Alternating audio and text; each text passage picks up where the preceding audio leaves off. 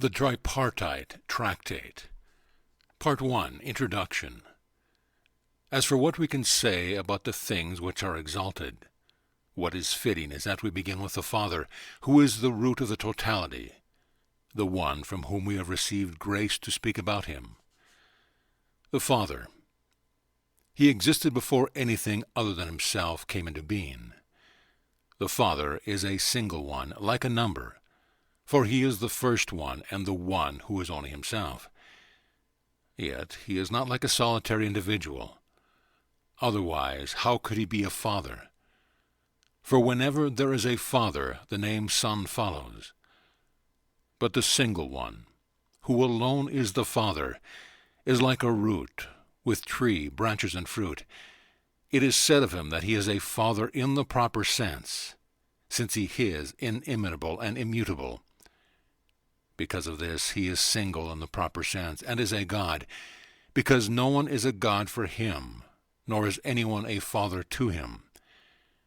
For he is unbegotten, and there is no other who begot him, nor another who created him.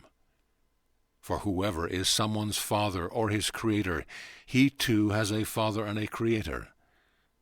It is certainly possible for him to be father and creator of the one who came into being from him, and the one whom he created.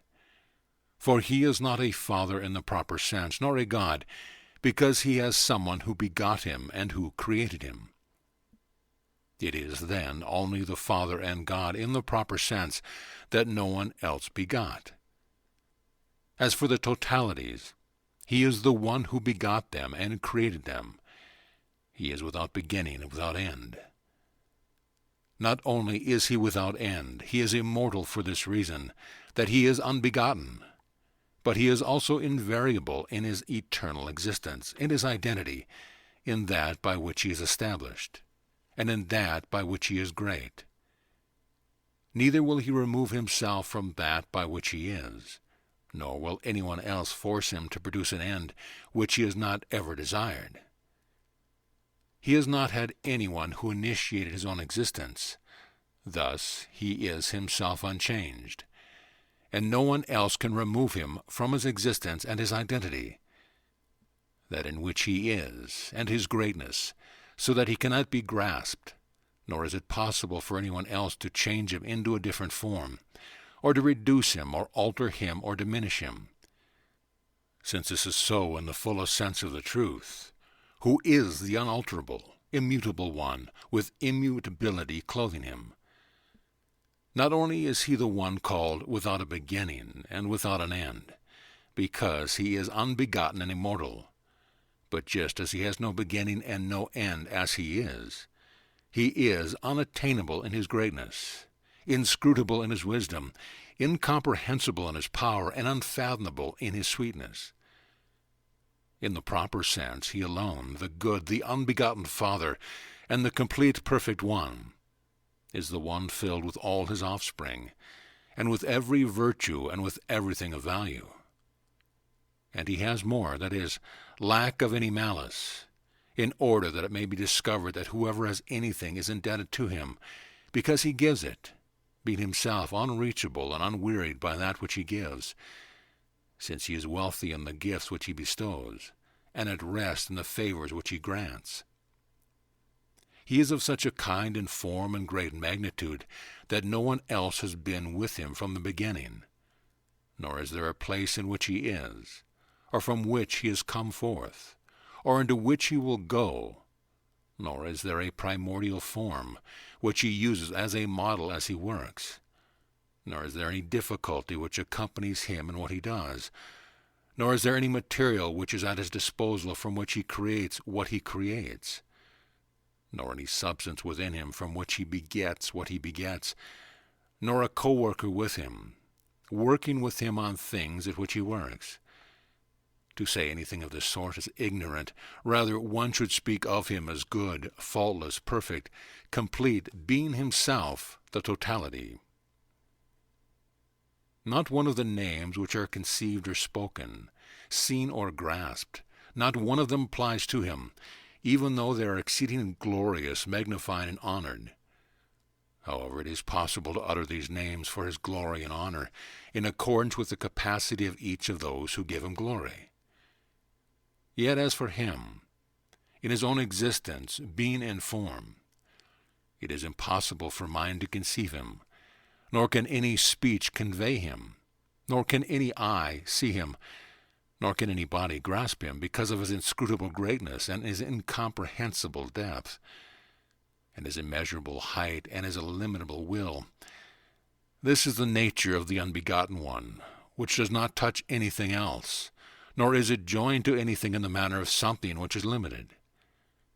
Rather, he possesses this constitution, without having a face or a form, things which are understood through perception, whence also comes the epithet, the incomprehensible.